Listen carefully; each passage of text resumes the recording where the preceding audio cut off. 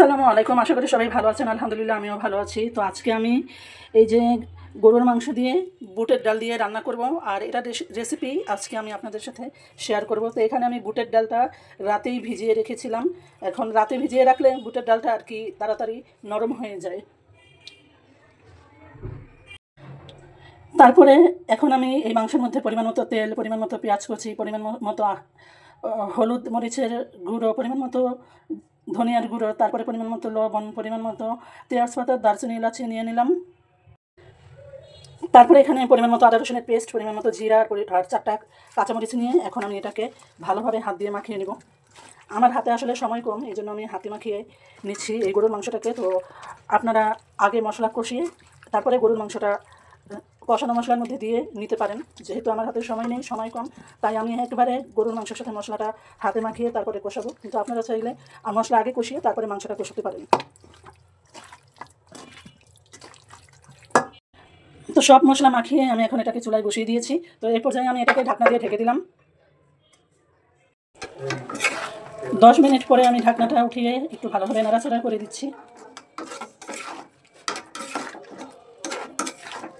তো ভালোভাবে নাড়াচাড়া করে আমি আবারও এটাকে ঢাকনা দিয়ে ঢেকে দেবো। মাংসটাকে কিন্তু ভালোভাবে কষিয়ে নিতে হবে।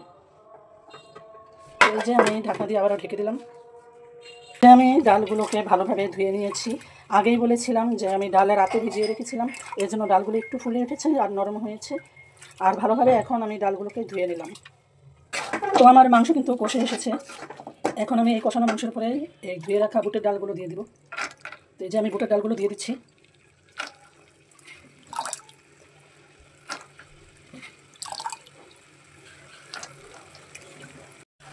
তো এই যে বুটের ডালগুলো দিয়ে দিলাম মাংসের উপর। এখন আমি এটা ভালোভাবে নাড়াচাড়া করতেছি। ভালোভাবে নাড়াচাড়া করে মাংসের সাথে ডালটা মিশিয়ে নিচ্ছি।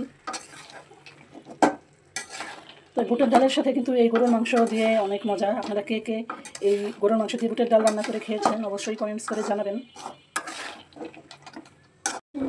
তো আমি ভালোভাবে ডালটা মাংসের সাথে নেড়েচেড়ে মিশিয়ে নিয়েছি। এখন আমি একটু গরম পানি দিলাম।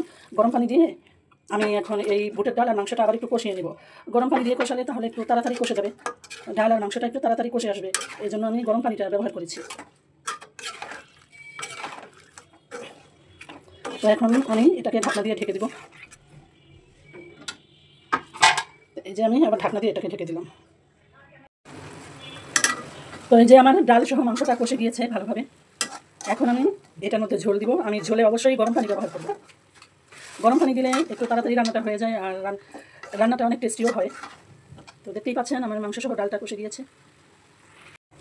তো এই যে আমি এখন গরম পানি দিয়ে দিলাম, গরম পানি দিয়ে ঝোল দিলাম। এখন আমি এটাকে আবার ঢাকনা দিয়ে ঢেকে দিব।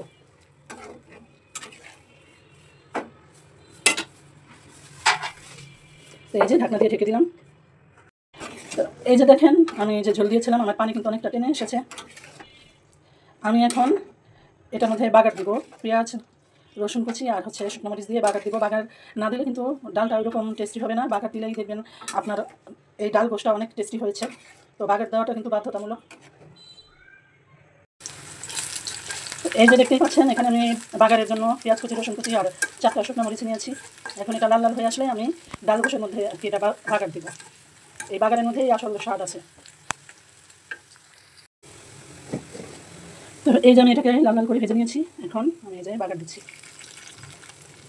এটা ডাল গোশের উপর ঢেলে দিচ্ছি। এই যে দেখেন এখন আমি একটু এই বাগারে পেঁয়াজ রসুনের সাথে আমি ভালোভাবে নেড়ে চেড়ে মিশিয়ে নিচ্ছি আমার ডাল গোশটা। ডাল গোশ রান্না অলমোস্ট হয়ে এসেছে, আর 5 মিনিট পর আমি এটাকে নামিয়ে ফেলবো। আমরা একটু ঝোলঝোল খাবো, ঝোল পছন্দ করি, এই জন্য একটু ঝোলঝোল রাখবো। আপনারা চাইলে এই ঝোলটা আর একটু টানিয়ে নিতে পারেন, টানিয়ে মাখো মাখো করে খেতে পারেন।